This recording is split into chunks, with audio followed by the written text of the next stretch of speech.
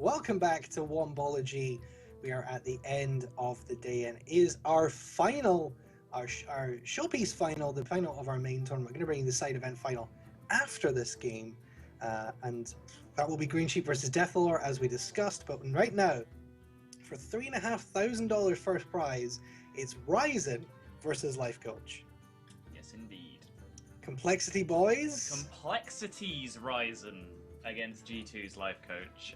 Yeah, obviously hugely excited. I'm gonna try and be as unbiased as possible during the game, but let's get it all out of my system now. Obviously, I'm rooting for Ryzen in this matchup for sure. Want to see the title taken home for Complexity, but also just for Ryzen as a guy, him getting his first big tournament win will be awesome for him. So personally, I'm hoping Ryzen carries this home. Now that's out of the way, I will try and maintain objective for the remainder.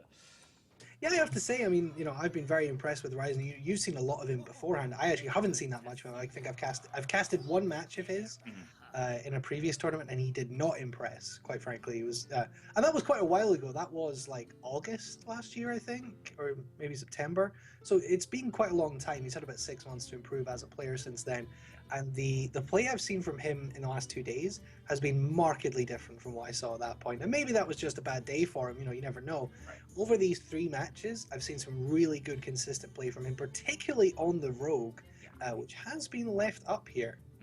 Yeah, so the go over the lineups again. Lifecoach has Warrior, Paladin, and Druid left up, and his Warlock has been banned. Ryzen has Rogue, Druid, and Warrior left up, and his Paladin has been banned. So we had the discussion previously about how this is a kind of mid-range up against control kind of thing. Lifecoach has perhaps banned out the most powerful mid-range deck. It's arguable between that and Druid, but he's definitely banned out one of the most powerful mid-range decks in the game, which makes a lot of sense. But Ryzen did not go with our expected line of banning the Druid. He instead decided to respect that slightly unusual Reno Lock deck from Lifecoach. Yeah. I'd say, you know, we discussed this before, and I do still think the Druid was probably the best ban there, just because it lines your decks up to hit into the control as well as possible. And if you can take out that Paladin, I think you can run the table against the Warrior and the Warlock. I'm also surprised to maybe not see Lifecoach ban the Rogue, just because it does have some good matchups against his decks. And, you know, we talked about respect bans being a little bit silly, but Ryzen has shown an incredible mastery of that Rogue deck. Yeah. And it's done, and it's not even just the respect ban coming into the tournament, it's the respect ban of how he's performed in the tournament meta and in the tournament, the momentum he has with that deck. Right. I was having a conversation with this subject on Twitter a few days ago with some people, and I basically came to the conclusion that the only time I would respect ban is in a situation where, say, I'm playing Zet a lot, and I'm gonna ban his Priest, because literally Zet a lot just sits and plays Priest game after game after game. Priest.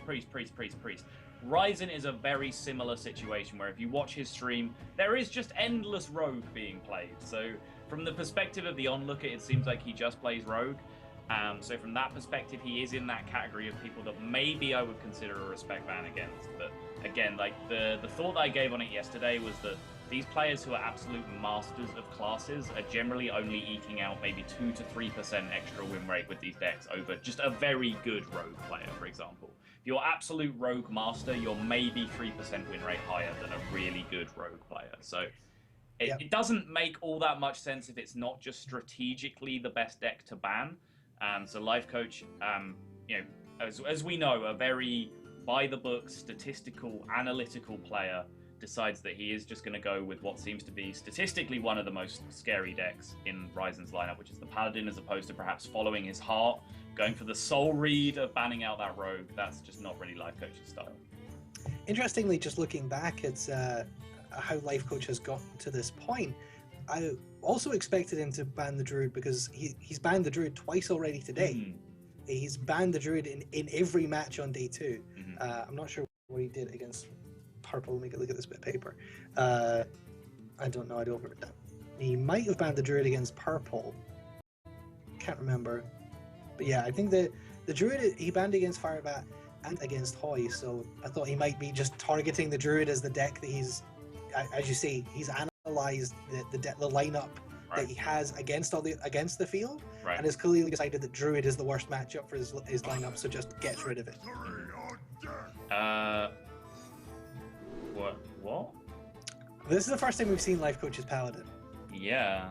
And I did wonder if he might be doing a life coach. I mean, this is a deck that he played to very high legend, but I'm surprised because recently we have seen him experimenting with Secrets Paladin a little bit. I know there was a period where he was playing Eye for an Eye in Secret Paladin and actually felt it was performing pretty well for him, but greater point being, he has kind of experimented with Secret Paladin quite heavily, and from what I've seen at least, abandoned this Reno Highlander Paladin a little bit. But, yeah, looks like the Paladin his Paladin was banned against purple. Yeah. And then he didn't play it against Firebat, and he didn't play it against Hoy. So this is the first time we've seen it, and he has concealed that information all the way to the final. So, speaking of concealed informations, we believe that situation is the same with Ryzen here. He has had his Warrior banned in the previous series, and before that he's gone through 3-0 and 3-1, so he hasn't had the opportunity to play this Warrior deck yet.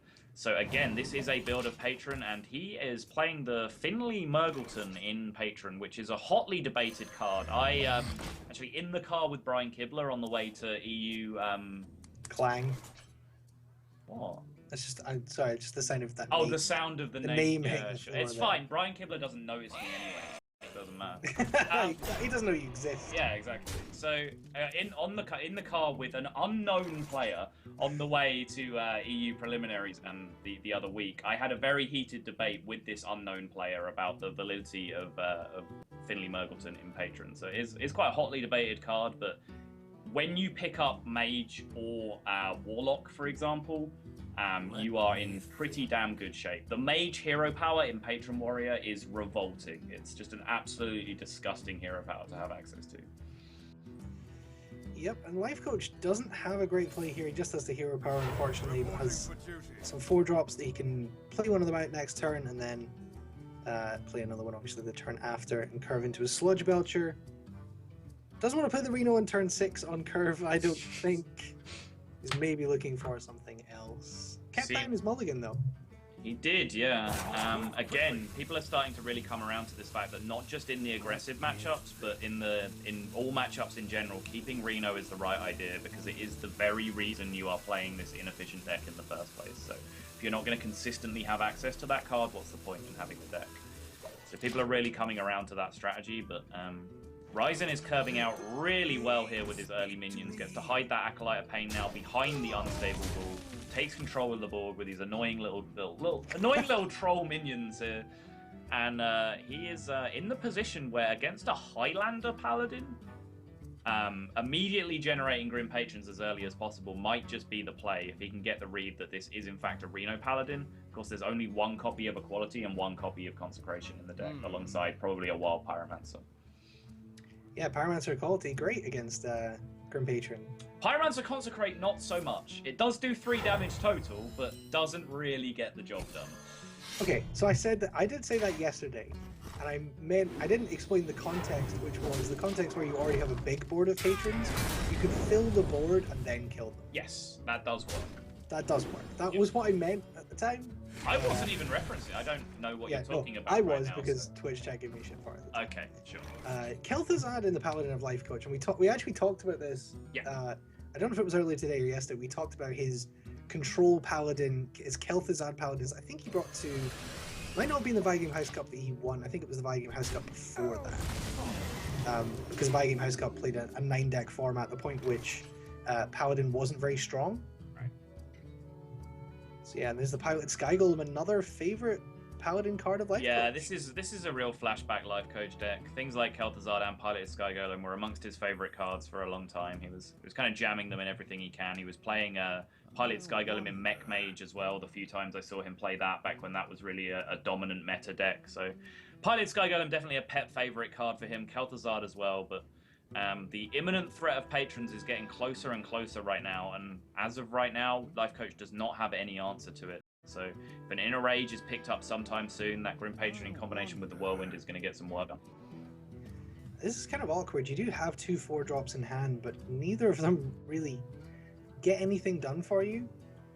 Yeah, neither of them are like true, honest 4-drops, right? Like Murloc Knight is more of a 6-drop. Keeper relies on synergy, so if you play Murloc Knight here and your opponent does have Death Spite, you're gonna feel pretty problematic. So I think just the Keeper on the Shredder mitigates 1 damage and hope that the Oh no, he's going to play the Murloc Knight. Interesting. I think I was leaning towards the Keeper there. Chooses to keep the True Silver as well. Interesting. So he's just giving up his Murloc Knight here into the Shredder. Ryzen, definitely a little bit of narrowing of the eyes here. You can see him trying to understand this play and see what it means. I guess he's just valuing that charge of True Silver maybe as an emergency answer to patrons if they come down, where at least he can take out one of the 3/3 patrons since he doesn't have the resources for the full clear yet. And now you see the power of the Mage Hero power start to come into play for Patron Warrior. Nothing really particularly to do that turn, so okay, we'll just roleplay as a Freeze Mage for a turn, that's fine. Yeah, that's what you were looking to get off in the Murgleton, right? Yeah, Mage and Warlock are top tier, and then there's a collection of stuff that's okay, and then there's like Rogue and Paladin that are just garbage at the bottom. Yeah, because Priest is good because you can heal up your 1 health patrons. Priest is almost always just strictly an improvement over Armor in Patron Warrior. Yeah. Yeah. And then I guess you're looking at the other aggro ones. And Rogue could be okay, I guess. It gives you a weapon. Rogue is pretty awful a lot of the time. Pretty bad. The surprisingly good one is Shaman. Because Spell Power Totem can get a lot of work done with Inner Rages and Whirlwinds, for example, and Healing Totem, when you have patrons on board, is the absolute nuts, as well as Taunt Totem doing kind of the Dreadful their job of protecting your patrons from removal. And sometimes you get the 1/1, but you know. Yeah. Shaman stuff. It's better than having Paladin and getting the 1/1 totem every time. Yeah, that's true. I've never thought of it that way before. No. The Paladin hero power shouldn't be good because it's like getting the worst outcome of Shaman hero power every time. Yeah. All right. Again, Lifecoach just refusing to use this True Silver charge. I mean, the minions on board aren't particularly threatening right now, but leaving the Acolyte there allows the warrior to ping it again this turn if he would like to, and why wouldn't you like to? Just goes ahead and gets that ping in, draws the Slam, which is going to help him dig through this Belcher if he needs to. He still has another card draw from the Acolyte to go if he wants to nudge it in. He's just going to play the Shredder here, looks like, and develop his board. Again, these two being a little bit cavalier with the minions here, I think. Situations where they could die, and Archthief Rafam. Oh damn! Yeah, I mean that's a big card. If you need a response to a board full of patrons, then a 10-mana card that gives you a board full of 3/3s isn't bad. It's a little bit slow. It is a tiny bit on the slow side. Tiny bit slow in response. It is in fact a 3-turn board clear. Yep. Seems good. Yep.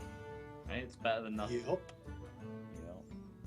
Well, here comes the Pilot Sky Golem, and I mean, Ryzen's not. This is actually what's really interesting for Lifecoach and his Paladin deck, because he's been able to conceal the fact that it is Reno Paladin.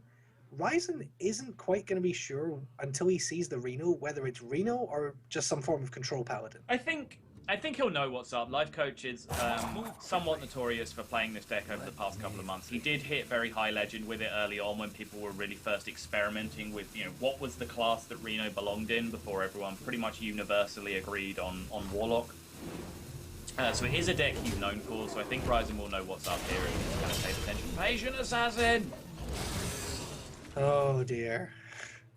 Patient Assassin. No weapons in hand to dig through that Belcher easily and get to the Sky Golem here, though. But he can choose to execute and then ping the 1/2, attack the 1/2 with the Acolyte, and then run the Patient Assassin into the 6/4 Piloted Shredder if he wants to do it that way.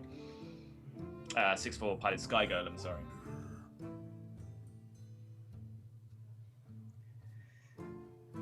Yeah, so just wondering how he's going to use this Patient Assassin here, I guess.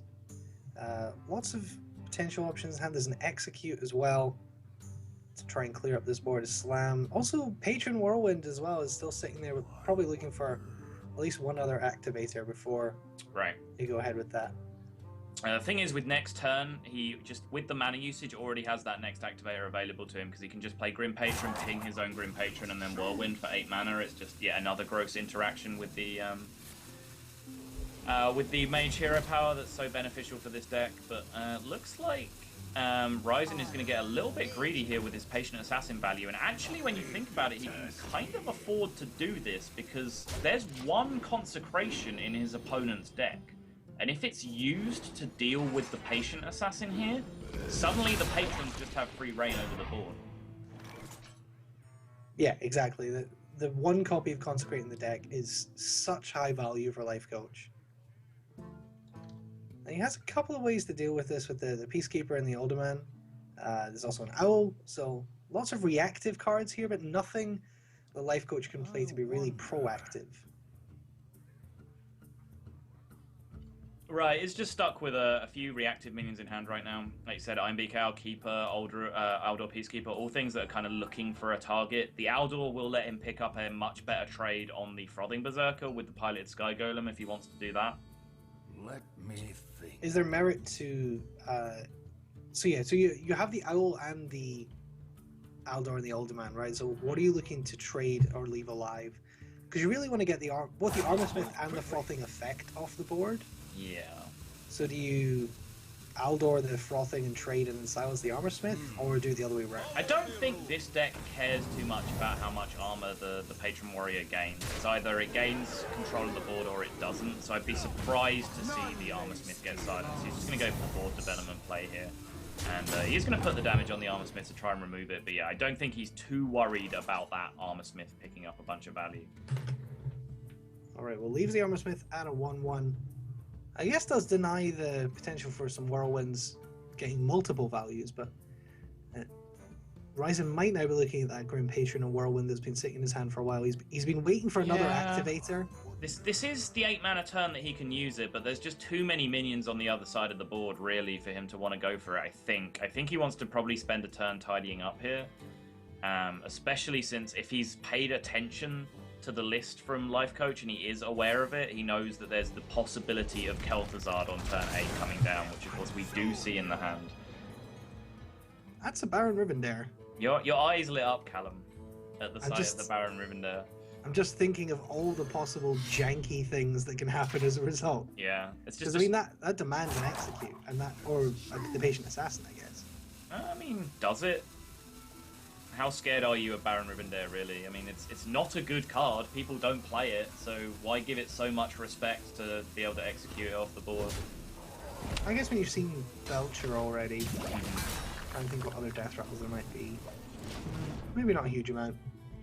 Yeah, so it does look like Ryzen has decided to try and just deal with the state of this board before he makes his patron play. He knows he has the time here that he can go all in on those patrons as late as he likes, to an extent, because this isn't a double consecration deck he's dealing with. It's not a double equality deck he's dealing with.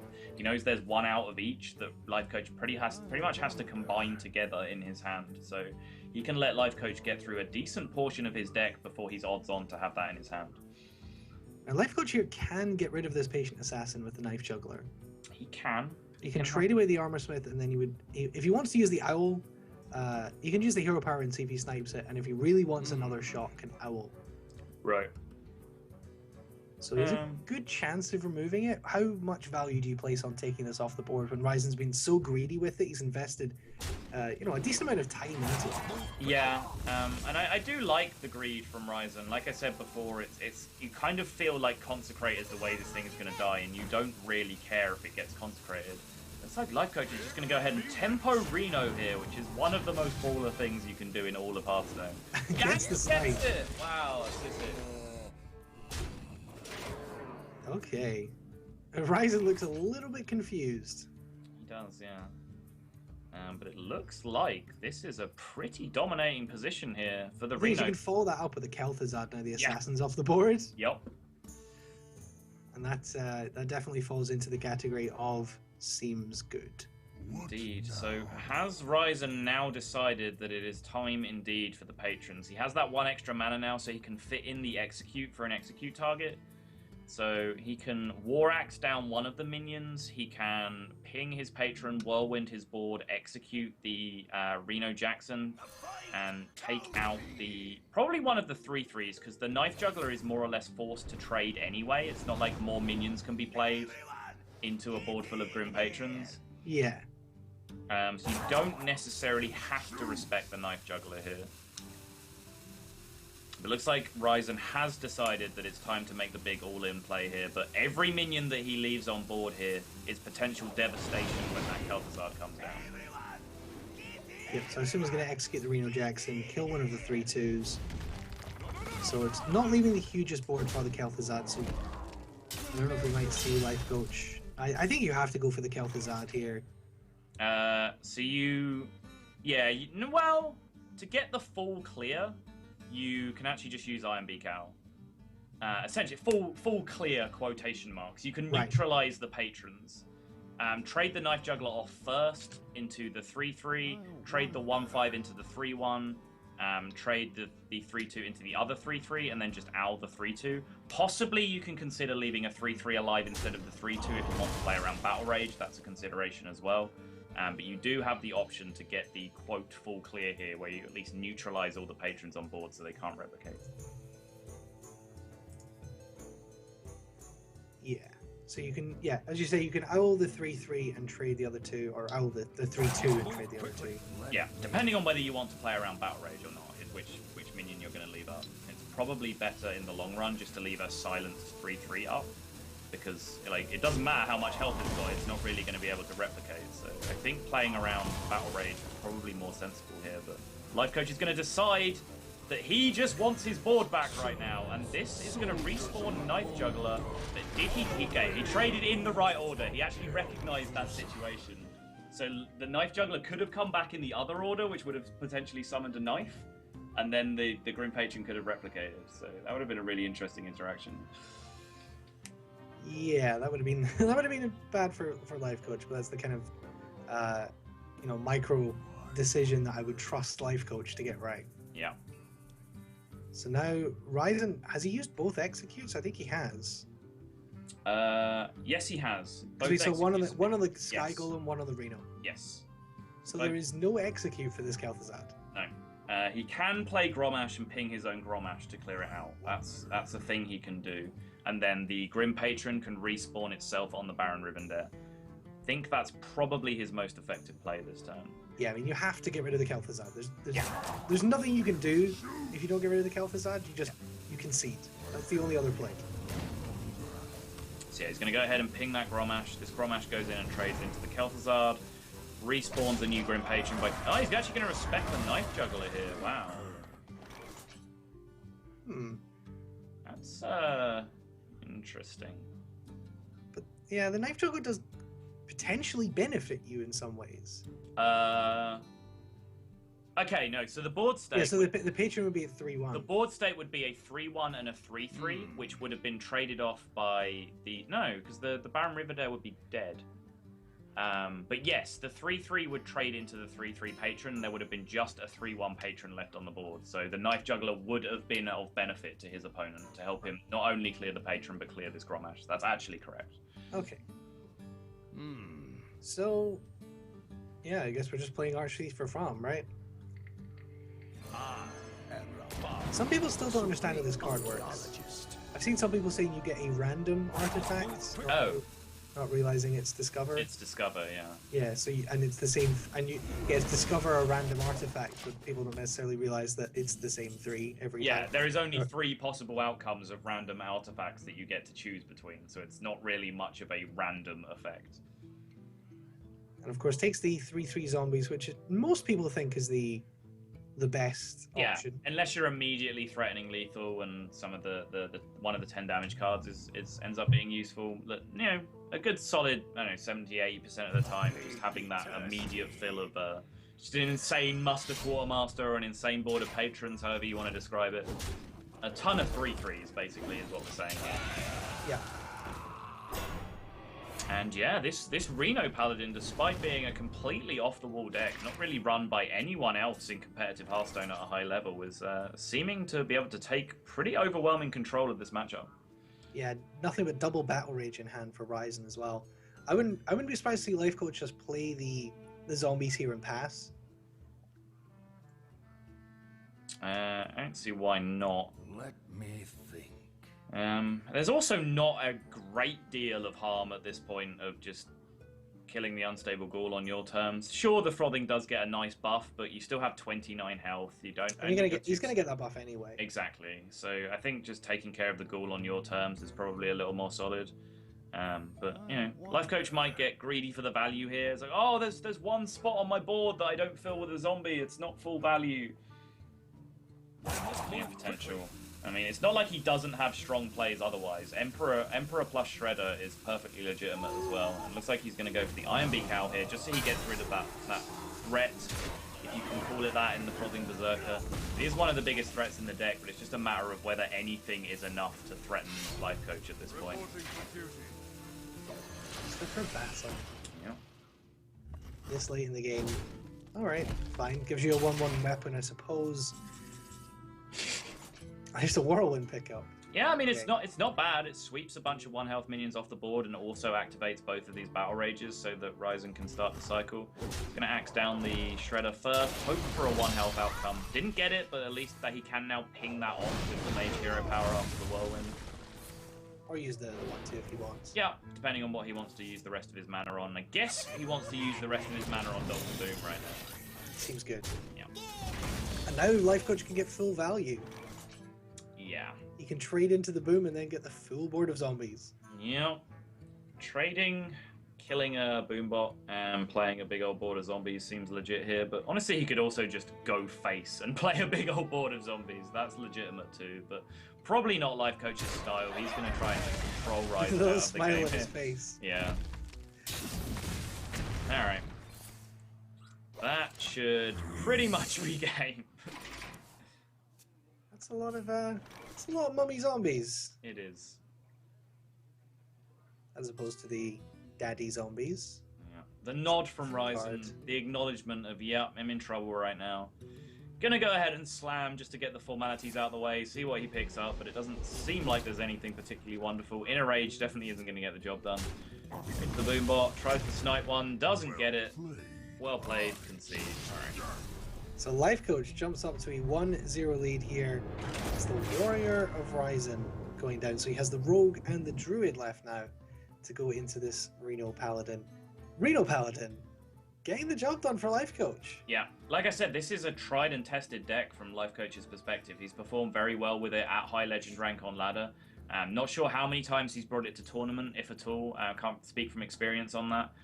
But you know, at least a deck that he feels very, very comfortable in its ability to perform, and definitely enough so to bring it to this tournament and being rewarded for that. It's picked up its 1 win, so it's done most of its job. Generally, you just need 1 deck in your lineup to get more than 1 win if the other ones pull their weight and pick up their 1. So Reno Paladin done its job at this point, and now he's going to try and squeeze as much value out of it as he can. But if it does go down here, then there's the potential that his other decks can just do their job as well and pick up those wins he needs.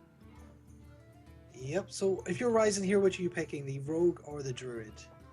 Feels like Druid is a consistent deck to beat up on Reno decks in particular, because Druid is a deck that demands your opponent to have specific answers for it, or else it's just going to seize the initiative, it's gonna flood with big mid-range minions, and it's going to pound away at your face.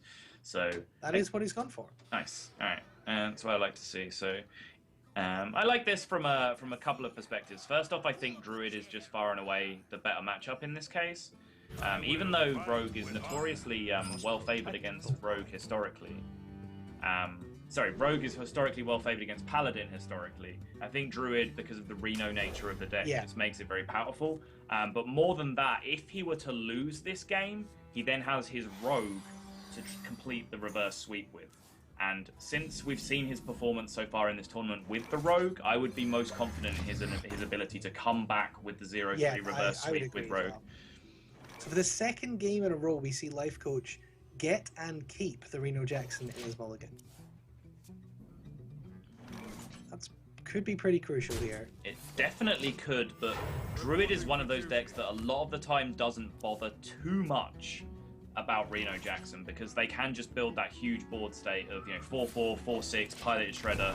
Like, sure, go ahead and Reno right now. I don't care. I'm just going to hit you in the face for another 12 again. So.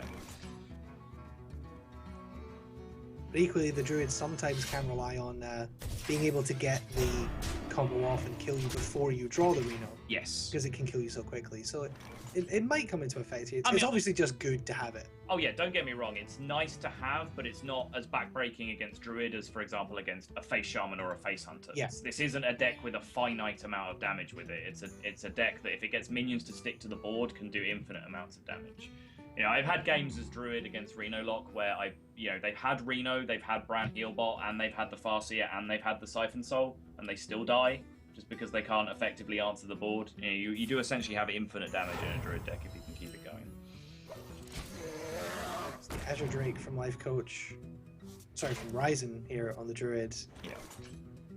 Unfortunately for Ryzen, though, he did not get the quick start that he would have liked, and it was actually the Paladin that curves out with a couple of extra early minions here, and so he's in a pretty solid position, already behind the play here. Does have that Innovate to drop the Dr. Boom on the next turn, which could be the big turn he needs to start establishing his dominance, but didn't get that really quick opening that he would have been looking for. So the Knife Juggler and Hero Power is an option here. It would make the trades a little bit easier into the Azure Drake potentially. Could just throw the Murloc Knight again on turn 4. We saw that in the last game, but I think I prefer the Knife Juggler. Let me think. Yeah, Knife Juggler Hero Power gives you the opportunity of trading with the Divine Shield and the weapon and keeping your Zombie Chow around. That's definitely pretty solid. It's a board that's reasonably resilient against Swipe as well, so... Go for the Yuggles. Go for the Yuggles, indeed. No, looks like Lifecoach for the second game in a row is just going to jam his Murloc Knight here.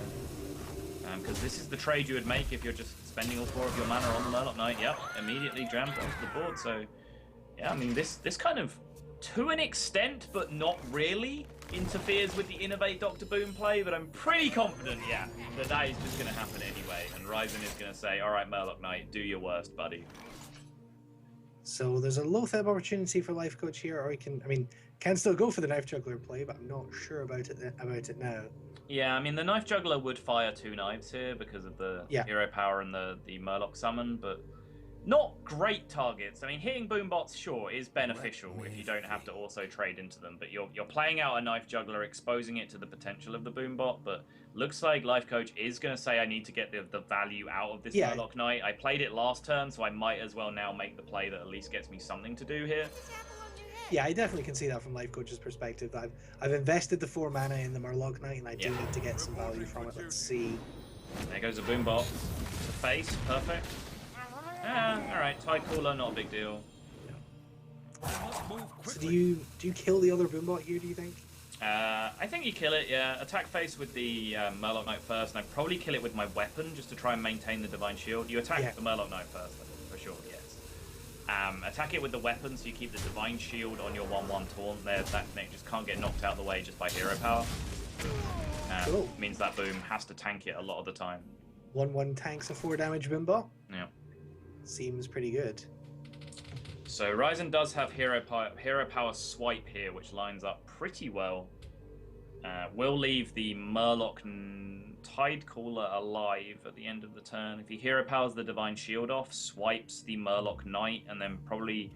Well, I mean, he can choose to trade into the Knife Juggler or just go face with the 7 damage, both of which are incredibly viable in this situation. Yep, going for the swipe on the Murloc Knight once to get that off the board.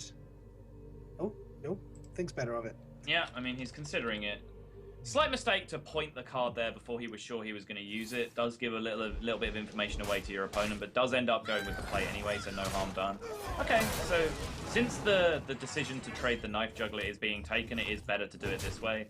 If he'd have chosen to Hero Power down the 1/1, he could have pushed the 7 damage to face, but I guess he's respecting the Knife Juggler here. And yeah, doing it that way is superior to the way that I initially suggested, which is trading with the Knife Juggler with the Dr. Boom. But I also had the consideration of just jamming that 7 to face in my head. So. Well, I guess you just go for the Thorison here. Seems pretty good. You can get Tyrion out next turn and have those other cards be a little bit easier to fit into your curve. Yep. I wonder if Ryzen here, though, inspired by that Emperor, will realize that Tyrion or Kel'Thuzad is a possibility now from his opponent, and will consider playing Sylvanas as a potential counter to those. Yeah, I think you can get some kind of read from the Thorison that there's likely to be a decent threat in his hand that he's discounting, that he's valuing quite highly that discount on. I like this as well from Lifecoach. Sorry to cut you off there, but That's fine. Yeah, I do like this from Lifecoach, just putting the 1 damage in preemptively, because that 1/1 can just die to hero power from the druid, and then he doesn't really have an extra source of damage to deal with that boom on the board. So now preemptively making the attack, he sets up the 5/5 and the 7/5 to trade. So that Sylvanas play, I feel like the Sylvanas was probably the best play before you drew the Ancient of Lore. Yeah, he's going to do the Ancient of Lore. I can definitely see why you'd be tempted to do this rather than a speculative Sylvanas. Which, if you don't do that trade, the Sylvanas then just trades with a 5/5, so you do give away your boom to enable the Sylvanas to be protected. Sure. Yeah, the Ancient of Lore was just probably ended up being way too tempting there, but now that does open up the initiative to Lifecoach to do whatever he likes this turn, pretty much. But the Keeper of the Grove, the Keeper of the Grove being drawn is going to be pretty excellent against Tyrion. Yeah, I was just going to say that the Keeper of the Grove came off the Ancient of Lore, so you will have that to deal with the Tyrion if it comes down. And is Lifecoach partly? This is the mind games that go into this kind of high level Hearthstone. Is normally you think, well, Tyrion, that's green on turn 7. I'll definitely play that, but you have to consider the Keeper of the Grove and whether or not your opponent has it. You haven't seen one yet. Savage Roar is drawn here. So he's starting to ramp up the damage. He doesn't know, of course, that Reno Jackson is present in his opponent's hand. So he's going to be getting hungry for the win here in the world where it doesn't exist. I'm going to develop the Shade here, which is a great minion to have on the board, as we've mentioned, when you have Savage Roar in hand. And then he's probably going to be aggressive here, I would imagine. He does have the option to trade into the Tyrion, which is more stable in the long term if you expect the Reno to come down. But Ryzen's eyes might light up here and decide to go face and try and end the game very quickly. Trade is definitely valid as well, though. Yeah, I think he's going face. Yeah. From the direction of that arrow? Yeah. Just generates the Living Roots as 1/1s and goes face, setting up maximum Savage Roar potential. Like I said, the trade was valid, gives you more long-term stability against Reno Jackson if it's in the hand, but it's also just as valid just to make your opponent have it, and if they don't, then you're just in a game-winning position. And honestly, if the Reno comes down here, you're in that situation we talked about at the start of the game where, big deal, look at my board, I don't really care about your Reno. Yeah, it's kind of similar to what we've been talking about with the Reno Warlock Freeze Mage. Is the way to beat Reno in most cases is to make your opponent Reno before you hit your win condition. Yeah, exactly. So your opponent, so he's asking Lifecoach here, you're at 16, unless you've got something pretty heroic in your hand, you can clear 1 minion. There's a really good chance I've got combo. Do you not want to Reno now? Indeed. And it's the same as with the Freeze Mage. You want the Warlock to get low enough that you can Reno and have them Reno and then Alex Transit. So he's going to play the Lotheb here. And that does block out the combo potential. It blocks out the combo, but it doesn't block out just Savage Roar. That's still a card that can be played. So the Tyrion here goes into the 5/5, and there is 3, 5, 6 plus 8. Oh, the second Savage Roar! 5, 6 plus 8 damage is 14. Doesn't have the mana to hero power as well. So yeah, that's very well calculated from Lifecoach, understanding that there's no Emperor being played, so Savage Roar will cost 8, won't have the mana to get the hero power in. Innovate obviously isn't a consideration either, because Innovate won't net you any mana under Lotheb conditions, so this is extremely well calculated from Lifecoach. Yeah, Ryzen looks a little bit frustrated here, as you say, 1 damage off lethal. If it was 10 mana, even with the Lotheb, if he was on 10 mana, he could get the win here. Yeah. He's just going to try and set up as big a board as possible. Yeah, he's going to go for the value play here, not getting greedy for the damage with the charge. He understands that he can just generate a solid board here, and again, be back in that same situation where he's still pushing damage, he's still forcing the Reno, but the size of his board is of a sufficient size where Reno is not the biggest concern in the world, because he is in a position to be able to fight back. Yeah, especially with that double Savage Roar drawn now. Right. I'm pretty sure.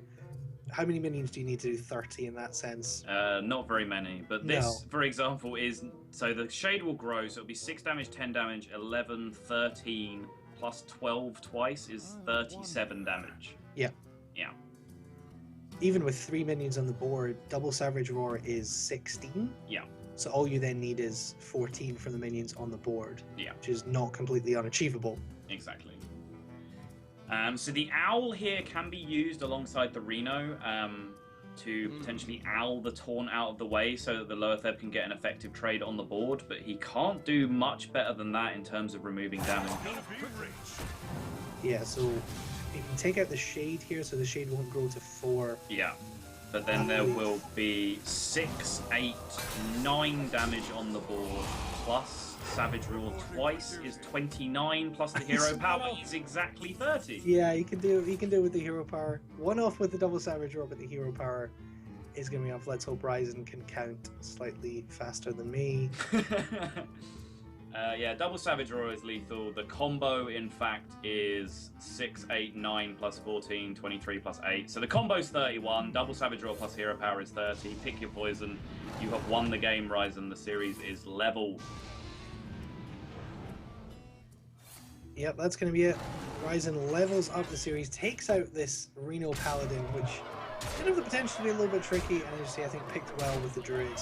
Yeah, but I think you saw there exactly what we talked about at the start, which is just the essence of a Reno deck. It doesn't have the answers it needs often enough against Druid to prevent that sort of thing from happening. Even the Reno just wasn't good enough because the removal options weren't there. Only one True Silver, only one Consecrate, only one Equality. It's just not enough to be able to fight back against the Druid board, so you end up falling too far behind, and even with the Reno full heal, not good enough. Druid still is able to push through the damage if you leave their board alive. Alright, well the Warrior and the Druid for Lifecoach, I don't really like his position here, right? I mean, the Dragon Warrior, I'm just not convinced of that deck overall. And the Dragon Warrior, actually, one of the reasons people started to experiment with it over Control Warrior in the first place, it's a little bit more effective against Druid than Control Warrior is, because you have those extra tempo plays. Okay. The extra things like Alex Strauss's Champion, the Blackwing Corruptor can like come down Sniper Shredder. You know, you're not just limited to like those 4 removals in your deck, 2 Shield Slams and 2 Executes to interact with Druid's boards. You can actually fight for it honestly, minion for minion, because you have stuff of a similar size to play on a lot of turns. Yeah, I'm not hugely convinced about the deck just generally. I'm not either. Yeah. I'm just telling you that back in the day when Dragon Warrior was a deck that people were playing, it was acknowledged to be better against Druid than standard control. Yeah, well, in that case, I think the Warrior picked into the Druid is likely.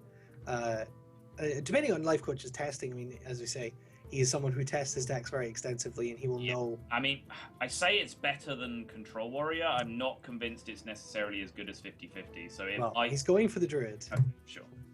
So yeah, he doesn't think it's better than 50-50 either. Yeah. It's yeah. Yeah, so we are going to see the Druid mirror match, which, you know, much maligned in Hearthstone, but Callum, over the last couple of days, we have seen a very exciting Druid mirror that actually was fought out pretty honestly, with the combo pieces being forced to be used for removal on the board and just becoming more of an honest minion battle in the late game. It was a really interesting Druid mirror, and we also saw some insanity from Lifecoach, where he just won the game on turn 4 through a concede from a Savage Roar that was something. It was like 4 or 5 points off lethal, I think, but it was turn 4. Yeah, turn 4, 25 damage dealt. His opponent just conceded. I think it was purple in that case. Yeah, it was the mirror against purple. Yeah. I'm trying to think which was the one that was really good. Anyway, while you dig your memory banks for that information... Nah, I'm not even going to bother. Okay, Ryzen does have the Innovate in his opening hand. So he, right now, is at a slight advantage, but a Wild Growth in either hand can definitely tilt things after the mulligans. Lifecoach just keeps the Emperor because he believes! He believes, Callum! This Lifecoach style of Druid might have something to it. I have seen him do this not just in this tournament, but in the G2 class Legends as well. He has taken a serious YOLO attitude to playing Druid. Going all in G2 class Legends and emptying his hand with Living Roots, Coin, Darnassus Aspirant, Innovate, Wild Growth on turn 1 or something ridiculous. Completely out of cards and just rips the perfect card over and over again. We've seen him play an off-curve Innovate play that kind of messed up his curve just to draw the perfect second Innovate the next time. And right there, the greedy Emperor keep into the perfect reward with both the Wild Growth and the Innovate. But on Ryzen's side, I was trying to say, there's a double Innovate Druid of the Claw. Turn 1 Druid of the Claw is not too bad either.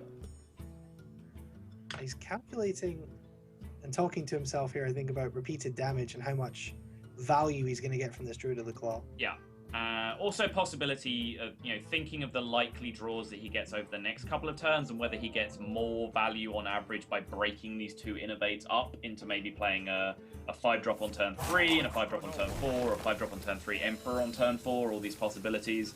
I think all things considered, he decides that a 4-6 on turn 1 is pretty solid. A 4-4 on turn 4-4 with charge on turn 1. Okay then. Now this is... Yeah, like a life coach. His face, like, you charged that? For real? I mean, this is really interesting, right? Because Lifecoach can punish it, or can at least answer it with the coin innervate swipe, but he would have to give up his own coin innervate tempo play, right? Yeah. So he can deny Ryzen the advantage, but he has to give up his own. This is a super interesting decision for Lifecoach. This is one where I'm going to call straight away, he's probably going to rope. I would imagine a burning rope appearing on the screen is one thing we are guaranteed to see this turn. Okay, what do you think about that? The giving up your own early innervate advantage to deny your opponent. So if you coin innovate swipe, you then wild growth on the following turn, and you're still then... Yeah, I think I just about like doing it. The turn that Emperor comes down, you will have taken 12 from this cat, all things considered, which is a big head start to give your opponent in the race. And yeah, this is a ridiculous Druid mirror. Innovate, Druid of the Claw charge, punished by coin innovate swipe. That is one of the most ridiculous things I've seen in a competitive game of Hearthstone. I mean, so what do you think about the ballsy move from Ryzen to charge rather than taunt? I am not a fan of matchup. I think the 4-6 on average gets in more damage there. What is the craziness going on? Right, okay, well, while we're talking about the previous craziness, turn 3 Tempo BGH, punished by the Savage Roar just as a clear. Yeah. Pretty crazy things are happening here so far. Yeah, this is not how these cards are usually supposed to interact between these two decks, but it's what we're seeing right now. The Aspirant top deck from Ryzen. So there we go. Maybe Aspirant was the other Druid that you were thinking of that was playing. Aspirant, yeah. So yeah, that's a reasonable play. And he picks up the on-curve Emperor, which means now Lifecoach cannot play his own Emperor unless he wants to let Ryzen get a second tick on his hand. His hand is pretty mediocre right now, but you know. This is insane. This Druid is actually insane so far. Yeah, this is pretty nuts. I think you just slam it. Yeah, just plays the Emperor, trade the Shredder into the Aspirant, and hope that the cards in your opponent's hand are low value, which you suspect they might be because they haven't been played. Particularly that card on the left, you know that was the one card he left himself with after the double innovate play. So that hasn't been a minion that he's been able to play out for a while, so it's probably a situational card like a swipe, possibly a combo piece. So giving him the second discount here doesn't seem too bad. Wow. This Emperor from Ryzen can end up getting so much work done here. Yeah, on the Druid of the Claw and the Savage Roar, that's huge. If Dr. Boom is played this turn, that's just game over. I mean, this is the thing, Lifecoach's health total is already down to 11. Yeah, it's just game if he plays Boom here. But what else can he do? Nothing. He can Savage Roar Hero Power Living Roots, and then... He's still dead. ...to kill the Thorazin, and he's still dead. Yeah. What insanity. Madness. Absolute madness. One of the most crazy Druid mirrors I've ever seen in my life.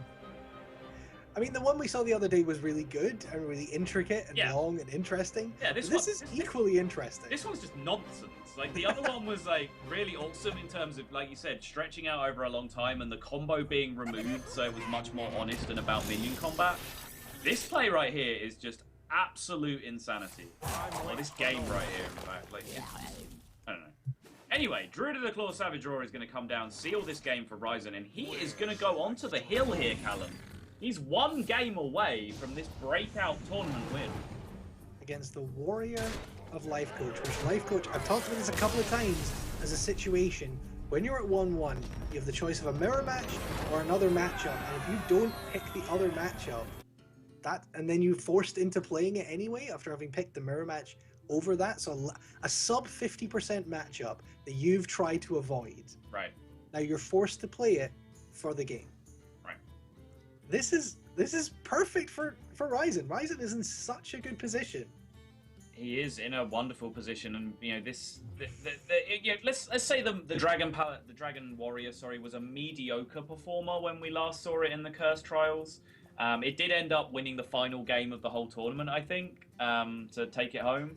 But outside of that, I think its win rate was somewhere around 50% or sub 50, which is not ideal for a deck that you bring to a tournament. Like, sure, it's average, it's mediocre, but you want your decks to do better than that. Lifecoach obviously has confidence in it. He's brought it back here in a pretty unconventional lineup, let's be honest. When you break down his deck lists, Reno Lock with Fugan Stalik and the Arcane Golem combo, Reno Paladin, Dragon Warrior. That's the lineup that he's brought with him. So it's pretty crazy. I mean, sure, the last deck is just Druid. Let's just brush that one under the carpet. But apart from that, you got to take your hat off to him for bringing something different to a tournament format that can be a little stale at times at the moment. Yeah, well, it might backfire on... Here's an Onyxia! What? I want to talk about different things. Lifecoach just like, okay, what am I going to play in this Wombology tournament? Opened his Hearthstone client. The Dragon Warrior was still there from the Curse Trial, still built in his client. He opened it and went, I'll just shove Deathspite back in this. We're good to go. Seems fine. Seems good. Yeah. Oh, this is ridiculous. So, Innervate Shade is an option for Ryzen here. Doesn't do it, though. No, he might, again, just be all in on that Emperor Thaurissan plan. It did so much work for him in the previous game that he might just be reserving that coin and Innervate for that line. Yeah, I have to admit, I want to see how Twitch chat reacts to that Druid Mirror. I'll need to go back and watch the replay. Yeah, it's Twitch's new chat replay feature. Which no one has ever had access to before, right? Nope. No. Well, to be fair, at least they hired the guy who did it before. He's literally rechat now integrated in. It's not like they've copied some... They could have just stolen his idea. At least they actually hired They've actually employed him, yeah. Alright, well, Fierce Monkey on Curve. Pretty nice pickup for Lifecoach. The early Druid of the Clock again. Ryzen choosing the taunt this time rather than the charge. Indeed. Gets the Shared Naxxramas now hidden behind. So he doesn't go all in on the Emperor. He does go for the more solid, consistent curve out of his hand with the Coin Innovate 5-drop into the 3-drop. The most natural curve that presented itself to him during that, using that Innovate. Does get the Shade down still pretty early, so it is going to be able to grow at a fairly rapid rate, but still, you see kind of the difference from this deck with Control Warrior is he does have these minions in hand that he can just use to contest the board honestly over the next few turns here. In fact, if the hero power comes down here and no minions are developed, which looks like what's going to happen, he does have an opportunity to take the board against the Stealth Shade with the Blackwing Corruptor. It's not going to get any value, but he does get to play it out. Now with the Fierce Monkey drawn, seems like Fierce Monkey plus Alexstrasza's Champion is a more solid option to develop the board here. Yep, sorry, the perspective there, just flipping back forward, had that the wrong way around. Yep. Yeah, Lifecoach really has a dragon problem here, in that he has none. Yes. Which is really a bit of a problem, because this Blackwing Corruptor, the Alexstrasza's Champion, pretty ineffectual. Has picked up another Fierce Monkey, so he can curve with the hero power here as well. He can indeed. I would expect just to see this Alexstrasza's Champion developed on board as a 2-3. It can get some work done to fight for the board in combination with that Deathspite. Say if a second Druid of the Claw comes down, you can use the 2-3 Alexstrasza's Champion plus the Deathspite to trade into it. But the Fierce Monkey will come down for sure, and I'm sure Lifecoach will consider heavily, as he's been doing already, whether or not he plays this 2-3. I'd like to see it come down personally. Lifecoach disagrees. He's just going to go with the Monkey. He's going to hold on to the Deathspite, hit the hero power. Here's a swipe, which can help deal with this, but he's just going to go for the Azure Drake, I think, and build up the board. No trade. That's a pretty rosy looking hand, and I like him just playing the Drake here because although it's a great target for the Deathspite to hit, he kind of wants that Deathspite off the board because he wants to play Emperor next turn. If he has to play Emperor into that Deathspite already being established, then he knows he's not going to get repeated value out of it. Whereas kind of representing the Drake here and forcing this Deathspite to be swung means that there's more chance for long-term value out of the Emperor Thaurissan in the follow-up. Yep. I think the stream has just caught up to the start of that insane Druid mirror. So yeah, I see double innovate Druid of the Claw or no balls in chat right now. Well, you, the SLIK bandit, are going to be very pleased with what happens. Spoilers. I mean, 10 minutes. It's not spoilers because you'll have seen it 10 minutes ago because we're in the future. Yeah. But yeah. So Shieldbane on turn 6, of course, on curve is an option. You can also, use the Death Bite here. Could have done something with the Armor Smith instead. I assume the Armor Smith not going to play. Death Bite played. It was hit first. Yep, so Ryzen does and doesn't get his wish. The Death Bite is used. Unfortunately, there is just another 5/5 minion on the board now that gets to immediately contest the Emperor, but unless he wants to find some creative play here with Swipe and Living Roots, which doesn't quite work. It's just a couple of damage off being a nice clear here, so I imagine he's just going to go for the tempo play with the Azure Drake Living Roots. Interesting. Yeah, like he's trying to make these Azure Drakes stick and build up a board. So let's say he knows this is how he wins this game, right? Yeah, I mean, the Emperor looked pretty appealing there, to be perfectly honest. It doesn't discount any combo pieces, which are usually your primary concern, but it does discount an Ancient of Law, an Azure Drake, a Swipe, and a Dr. Boom if you were to play Emperor there, which is a lot of tempo, so... Still no dragons here, so he's just going to have to play the Corruptor. Yep. Plays it out, and now spell damage Swipe can potentially blow this board out. Doesn't have anything to develop alongside that, so we'll probably just see an honest trade and another minion developed here.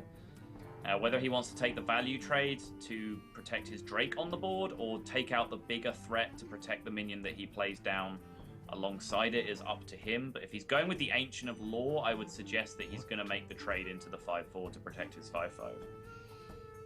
I'm enjoying Twitch chat telling us now that Ryzen's going to lose because he gets the Druid of the Claw swiped. Uh-huh. Okay. That's also good. Yeah.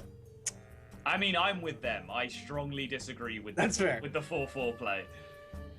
He did get punished for that, but wins the game later. Yeah. So, yeah.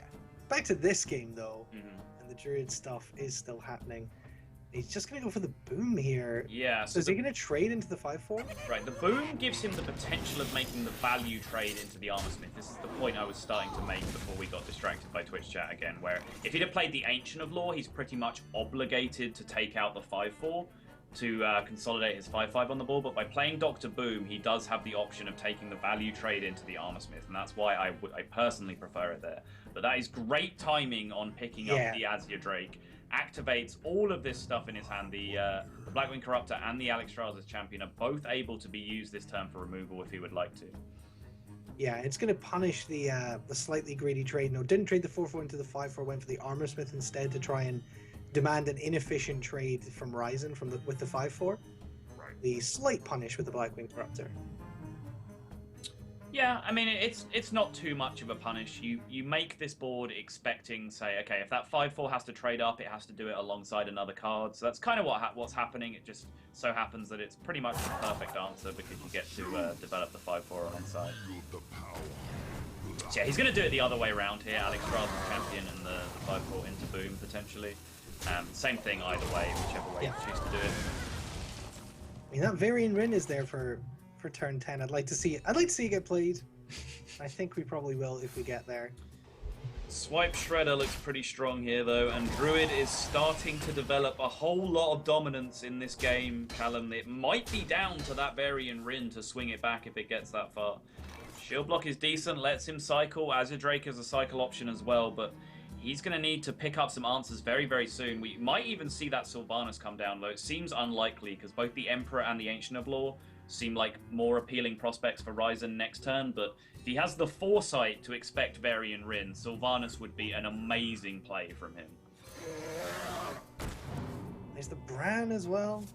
I wonder if he plays the Bran here. Double Varian Rin, 6 cards drawn. Value. Oh, the dream. That is the dream. Just that a full dream. Yeah. No, it's actually not the dream because there's a pretty good chance. I mean, if the Bran and the Varian both live, if you draw 6 minions, what happens to the 6th minion? Well, then, yeah, okay. They're not necessarily all 6 minions, though, right? Yeah, but so if you do draw if 6 you minions, do, yeah, it's a good does question. one get burned, or does I know. it come to So if you mind control tech with mind control tech as your 7th minion and it hits, then it does kill the minion that it sticks. Right. I know that happens. I cannot say I have tested the Varian Rin on a full board interaction, so I can't answer that with any certainty, but I imagine it's the same rules. Yeah. I think probably. Well, let's see.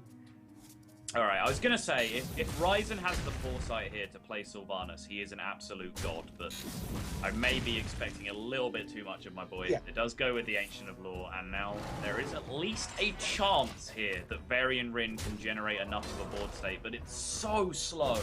No respect for the Azure Drake from Ryzen there. I mean, you can brand Twilight Drake, get a 4/6 taunt, but do you run a...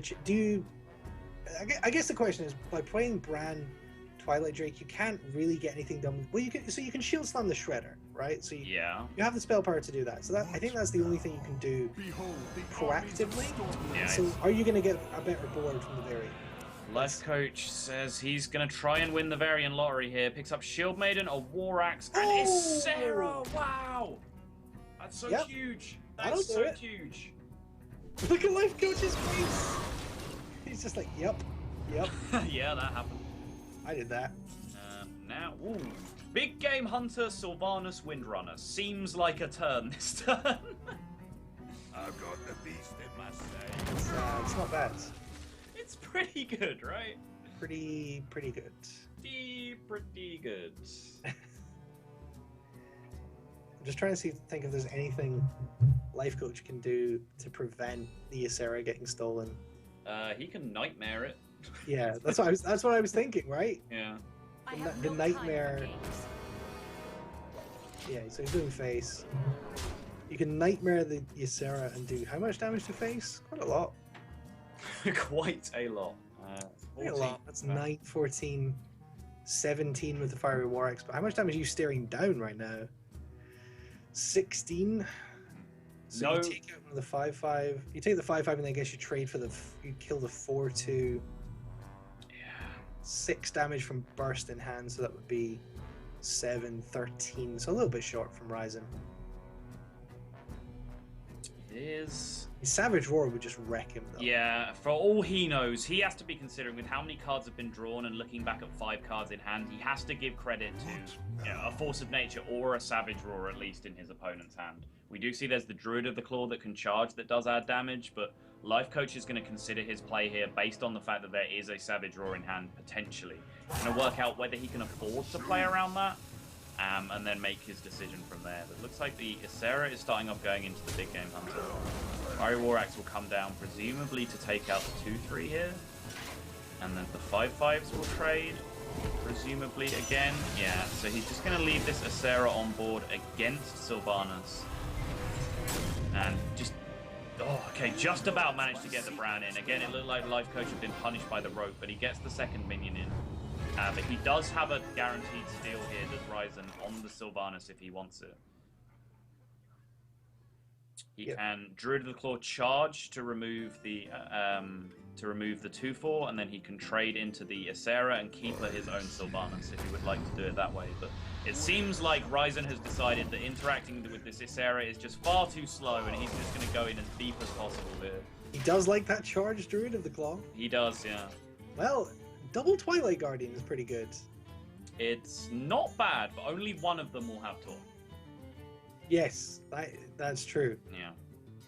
And even if they did both have Taunt, there is double Keeper of the Grove. Right. The Dream can be used here. You know, even for 5 mana, Sap is sometimes a relatively effective card. So 5 mana Sap might be a consideration here to get rid of that Sylvanas. Dream? 1 Taunt and Dream seems reasonable to me. What is a consideration of Taunt, Sap the Sylvanas, kill the 4/2? Yes, I think is that worth it? Yeah, I think it's worth it. You could also choose to kill the 5/5 by putting the Ysera and the weapon into it, so that the minion that you leave in play isn't competitive against the taunt. But Lifecoach is going to decide to just take out the 4/2. Wrath picked up. Pick up Savage Roar here and do anything?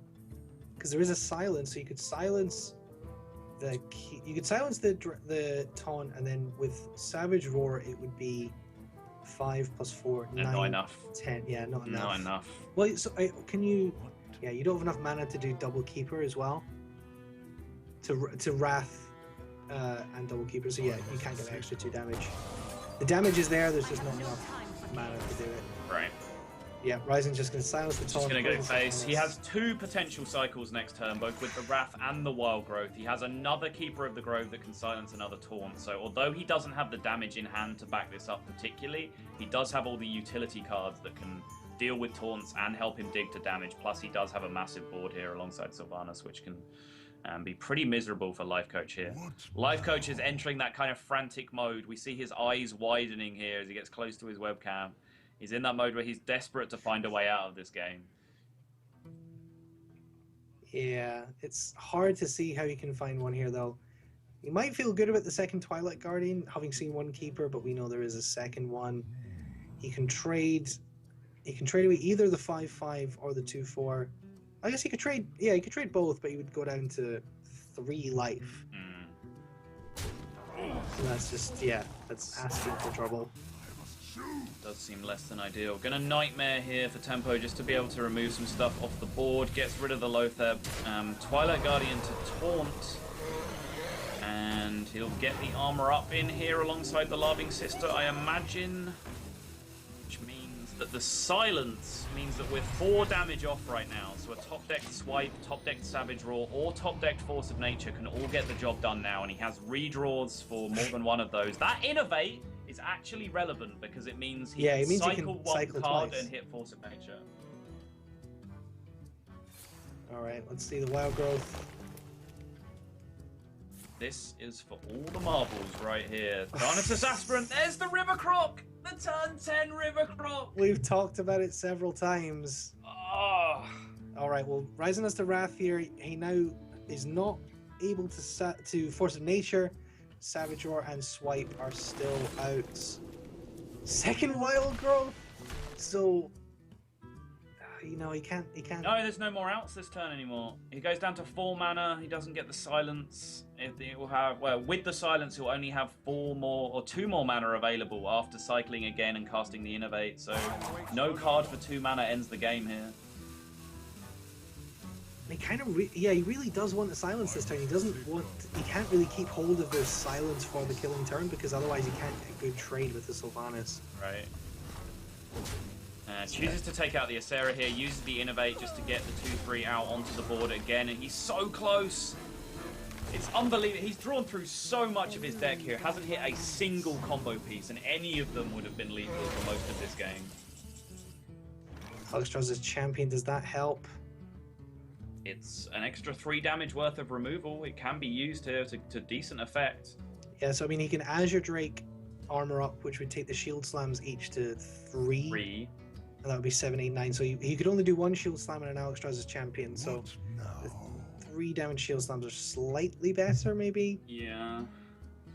He also has this Sylvanas to worry about. He can't trade off the 2/6 here. Even if he double traded into the Sylvanas, the 2/6 would survive and still give his opponent another minion that he'd have to deal with. He could double trade Shield Slam his own Drake. He could double trade Azure Drake, armor up, Shield Slam 2 things, Fiery War Axe the 3rd thing. That is a way to clear the board for sure. Doesn't really matter which way he ends up doing it. Yeah. No, because there's the 4 health Keeper, so that actually doesn't work here either. So as yeah, second Fiery War Axe doesn't help. Oh, did he get it in? Is he roped again? I think he got it in. Yeah, he got it in. Shield Slam comes down. Did he get the Alexstrasza champion? No, didn't out? play the champion. Okay. Savage Roar! Ryzen's That's done it! Ryzen is your Wombology champion. You can see. Well played. Go for the dab. Back to the dab. I still have no idea what that is. You need to look it up. Right. Google it. I will. Google it. And Ryzen takes out Lifecoach. He took out Sixo. He took out Orange. He took out Show. Went through a murderer's row of European talent to come out on top with his first major tournament victory. Wow. What was that series, Callum? The Druid Mirror aside, which was absolute nonsense from turn 1 all the way through to the end, followed up by that Warrior game. Just the absolute insanity of Acera being pulled from Varian Rin on turn 10, looking like the warrior was in a reasonable position because of the lack of combo pieces. Sarah stuck to the board for 4 or 5 turns. Yeah. And just didn't end up having a big enough impact on the game. Druid was able to keep up the pressure.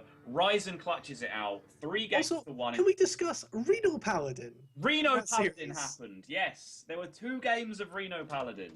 We saw 2 games of Reno Paladin. We saw turn 1 Druid of the Claw charge answered by turn 1 swipe.